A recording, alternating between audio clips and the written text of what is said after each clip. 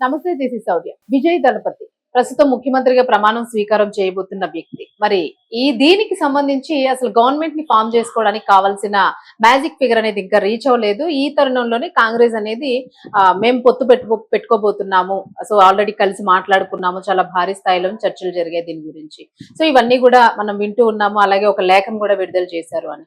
మరి మిగిలిన సభ్యుల సంఖ్య ఏంటి? పూర్తిగా కాంగ్రెస్ తోనే పొత్తు కాదు, ఇంకా వేరే పొత్తు కూడా కుదర్చాల్సిన అవసరం అయితే ఉంది. ఎందుకంటే మ్యాజిక్ ఫిగర్ ఇంకా రీచ్ అవ్వదు కాబట్టి. సో అసలు ముందుకి ఏం జరగబోతోంది? ప్రమాణ స్వీకారం జరుగుతుందా, లేదు అని అంటే ఇంకేదైనా చేంజెస్ వచ్చే అవకాశాలు ఉన్నాయా? సో ఇవన్నీ కూడా మాట్లాడదాం. మనతో పాటు సీనియర్ పొలిటికల్ అనలిస్ట్ కృష్ణకుమారి గారు ఉన్నారు. నమస్తే మ్యామ్. నమస్తే మ్యామ్. విజయ్ చాలా సింపుల్ గా గెలిచేశాడని అనుకున్నాం ఇన్ని రోజులు కూడా. కానీ అసలైన మీరు నిన్న మొన్న అన్నారు ముందుంది ముసల పండుగ, గెలవగానే కాదు అసలైన పండుగ ఇప్పుడు స్టార్ట్ అవుతుంది అని. సో ఆ పండుగ ఇప్పుడు స్టార్ట్ అయిందని అనుకోవచ్చా? ఎందుకంటే ఈ పొత్తు విషయంలో మాత్రం అందరికీ చాలా కన్ఫ్యూజన్ ఉంది. ఒకసారి బీజేపీ అలియన్స్ అంటారు, ఒకసారి కాంగ్రెస్ అలియన్స్ అంటారు, ఒకసారి ఇంకా ఏవేవో మాట్లాడుతూ ఉంటారు. డిఎంకే ఒకటే అనలేదు, ఎంత తిప్పి మళ్ళీ డిఎంకేలోంచి వస్తున్నారన్నది అయితే ఇంకా రాలేదు. సో మీరు ఏమంటారు అసలు? అంటే బీజేపీ సపోర్ట్ లేకుండా టీవీకి మనగలుగుతుందా? ఎందుకంటే ఆయనకి రాజకీయమే కొత్త అసలు. అంటే ఒకటండి, ఫండమెంటల్ గా నాకు అర్థమైనంత వరకు అతను బీజేపీతో పొత్తు పెట్టుకోడు పక్కా. ఎందుకంటే నేను లౌకికవాదిని అని చెప్తున్నాడు, నేను బీజేపీ వ్యతిరేకిని అని చెప్తున్నాడు.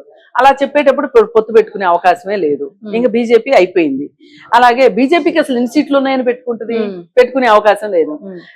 బీజేపీ వెనకమాల దాక్కున్న పార్టీ ఎవరు? వాళ్ళ సంఖలో కూర్చున్న పార్టీ అంటే ఏఐఏడీఎంకే వాళ్ళతో కూడా పెట్టుకోడు, డిఎంకేతో కూడా పెట్టుకోను అని చెప్పాడు. ఒకవేళ ఎవరైనా ఏఐఏడీఎంకే నుంచి గోడలు దూకితే చేర్చుకోవచ్చు, ఆహ్వానం ఉంది, చేర్చుకోవచ్చు. గోడలు దూకాల తెగించి వాళ్ళు దూకితే తీసుకోవడానికి ఇంకేం ఇబ్బంది లేదు. అది అయిపోయిన తర్వాత కాంగ్రెస్ తో అతను అసలు మామూలుగానే ఎన్నికలకు ముందే పొత్తు పెట్టుకుందాం అనుకున్నాడు. 80 సీట్లు ఇస్తానన్నాడు. అవును. అయితే ఆ రోజు ఎందుకు పెట్టుకోలేదంటే వీళ్ళు ఇండియా కూటమి కోసం అని చెప్పి డిఎంకే ఉంది కదా ఇండియా కూటమిలో, అందుకని కాంగ్రెస్ తిన్ను విజయ్కి పొత్తు కుదరలేదు. ఇప్పుడున్న పరిస్థితుల్లో కాంగ్రెస్ మేము పొత్తు ఇస్తామని చెప్తుంది, మేము మీకు మద్దతు ఇస్తామని చెప్తుంది.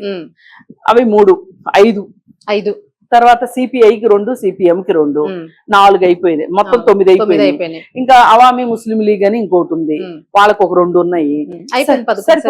సరిపోద్ది. ఇలా తీసుకుని విజయ్ ఈ విధంగా పరిపాలన చేశాడు అనుకోండి, కొంచెం ఒడిదుడుకులు అయితే ఉంటాయి. ఎందుకంటే బీజేపీ ఊరుకోరు. వీళ్ళందరూ ఒక్కొక్కరు ఒక్కొక్క మైండ్ సెట్. ఒకటే పార్టీ నుంచి పొత్తుకొస్తే పర్వాలా, లేదు అసలు వీళ్ళు ఎవరు ఇబ్బంది పెట్టేవాళ్ళు కాదు. కాంగ్రెస్ గానీ సిపిఐ సిపిఎం గానీ ఇగో మాకు ఈ పనులు ఉన్నాయి, నువ్వు ఈ పనులు చేస్తేనే నీకు మేము మద్దతు ఇస్తాము ఇట్లానే ఛాన్స్ లేదు. ఈ ప్రెషర్ పెంచే కాదు. కాకపోతే కేంద్రం నుంచి మొన్నటి వరకు ఉన్న పంటి కింద రాయి లాంటి రవి లాంటి గవర్నర్ ఉంటే కొంచెం కష్టమే.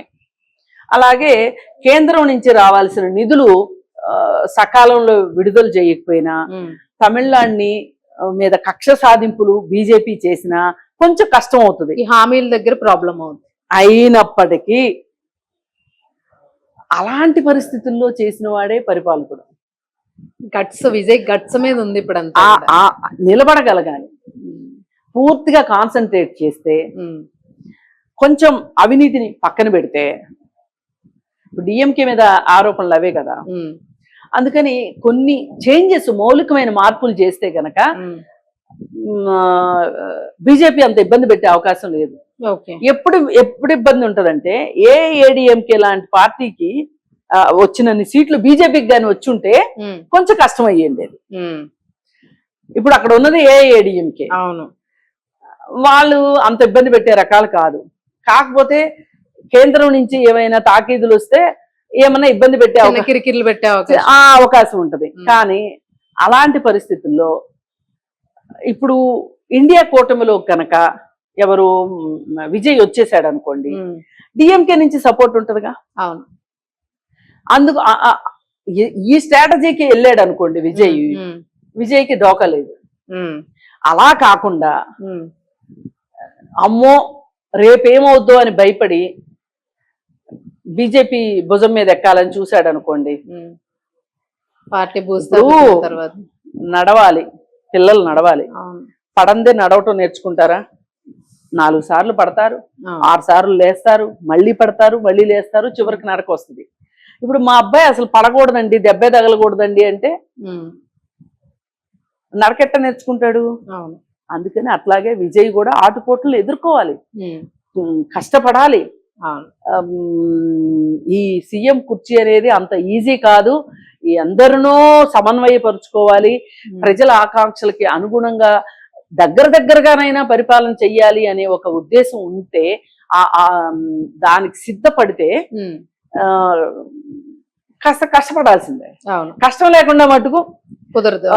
నో పెయిన్ నో గెయిన్ అంటారు చూసారా, అది నొప్పి లేకోకుండా ఒప్పు వచ్చే పరిస్థితి లేదు. అవును మేడం, ఇక్కడ మనం తీసుకుంటే ఇప్పుడు అన్నా డిఎంకే సంబంధించి ఇప్పుడు విజయ్ పొత్తు కాంగ్రెస్ ఇవన్నీను, సో ఇది ఖచ్చితంగా భూస్థాపితమయ్యే అవకాశం ఉందని అనుకోవచ్చు.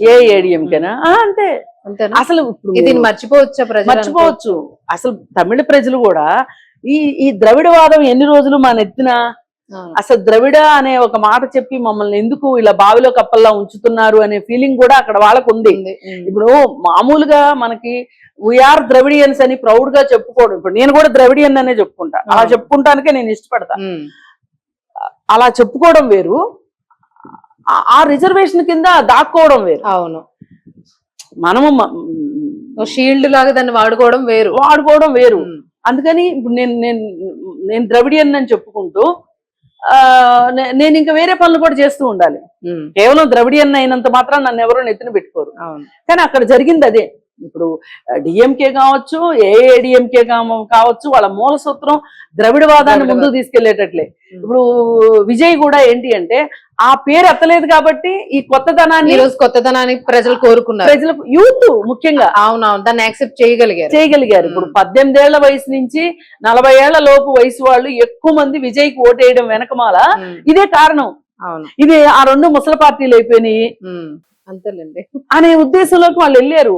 ఆ జెన్జీ అని మనం అనుకున్నాం చూసారా, ఆ పవర్ ఇప్పుడు కనిపించింది. ఆ జెన్జీ వాళ్ళు డిసైడ్ అయ్యారు మనకి విజయే మన లీడరు.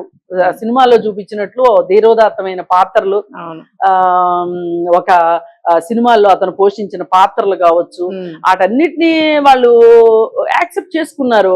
అలాగే వాళ్ళు ఆవాహన చేసుకున్నారు, పరకాయ ప్రవేశం చేసేసారు. విజయ్ లో వాళ్ళల్లో విజయ్ పరకాయ ప్రవేశం జరిగిపోయింది. అందుకే వాళ్ళు విజయ్ని అంతగా నమ్మారు.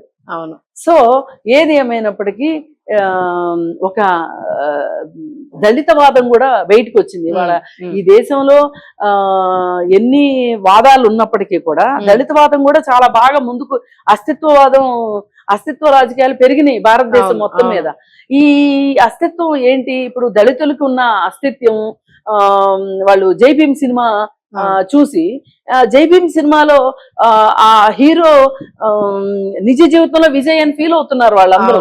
అందుకని వాళ్ళందరికీ కూడా ఈయన పైన ఒక హోప్ వచ్చింది, ఒక ఆశ వచ్చింది. ఒక మా కోసం ఒక మెస్సయ్య రాకపోతాడా అన్నట్లు విజయ్ వచ్చాడు అనే ఒక ఫీలింగ్ లోకి వాళ్ళు వెళ్ళిపోయారు. అందుకే అన్ని ఓట్లు వేశారు. తమిళనాడు అంతా కూడా ఇప్పుడు ఫుల్ కొత్త వైబ్స్ లో ఉంది. అంటే నెట్ట నిలువుగా 2 ముక్కలు అయిపోయింది తెలంగాణ, తమిళం మొత్తం ఒక మెరుపు పుట్టుకొచ్చి. ఈ 2 ముక్కలు ఏంటి అంటే, ఒకటి ఏజ్డ్ పీపుల్, ఈ ద్రవిడ అనే బ్యాచ్ ఒకటి, ఈ యంగ్ దళిత్ అంట అంబేద్కర్. ఇప్పుడు విజయ్ కూడా ఒకానొక మీటింగ్ లో పెరియార్ గురించి మాట్లాడాడు. పెద్ద అప్లాస్ రాలా చుట్టుపక్కల నుంచి. కానీ ఆ నెక్స్ట్ మీటింగ్ లో అంబేద్కరిస్ట్ని అన్నాడు. దెబ్బకి మార్పు వచ్చింది. అతను అది కంటిన్యూ చేశాడు. ఇప్పుడు ప్రజల పల్స్ గట్టిగానే. అందుకే చీలిపోయిన దీంట్లో ఒక పక్క వాళ్ళందరినీ ఒక రకంగా ఊడ్చిపెట్టారు, ఇటుపక్క ఇతనికి వేశారు. అదే నిజంగా ఎన్టీఆర్ లాంటి ప్రభంజనం అనుకోండి, ఈ ఏజ్డ్ పీపుల్ లో నుంచి కూడా అప్పుడు ఎన్టీఆర్ కి ఇట్లా విడిపోలే. సమాజం మొత్తంగా ఎన్టీఆర్ వెనక నిలబడింది. అవును. ఇప్పుడు ఇక్కడ ఏమైపోయింది, ఒక చీలికొచ్చి ఒకవైపు ఒక వర్గం రెండుగా వాళ్ళందరూ విడిపోయినాయి. ఒక వర్గం మొత్తం విజయ్ వైపు ఉంది, ఇంకొక వర్గం అంతా డిఎంకే కావచ్చు ఏఐడిఎంకే వైపు ఉంది. అవును. అందుకని ఏంటంటే ఇంత క్లియర్ కట్ గా, ఉమ్. అంటే ఇవాళ ఈ సోషల్ మీడియా వచ్చిన తర్వాత చాలా వేగంగా మార్పులు వస్తున్న ఈ కాలంలో ఇంకా కాస్త నెమ్మదిగా, కాస్త అడుగులు తడబడేటట్లు నడిచే స్టాలిన్ కానీ, అలాగే బాగా అవినీతి మరకలు మొత్తం దేహం అంతా నింపుకున్న ఏఐడిఎంకే వాళ్ళు కానీ వాళ్ళు జనాలకి నచ్చట్లా. అవును.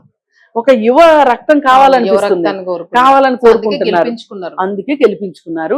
అందుకని వాళ్ళ ఆకాంక్షలకి అనుగుణంగా విజయ్ కూడా ఒక నూతన వరవడిని ఎన్నికల సందర్భంగా తీసుకురావడమే కాదు, పరిపాలనలో కూడా చూపించాల్సిన అవసరం. తప్పకుండా మేడం. ఆల్ ద బెస్ట్ చెప్తాం Vijay. All the best Vijay. Thank you madam. Thank you.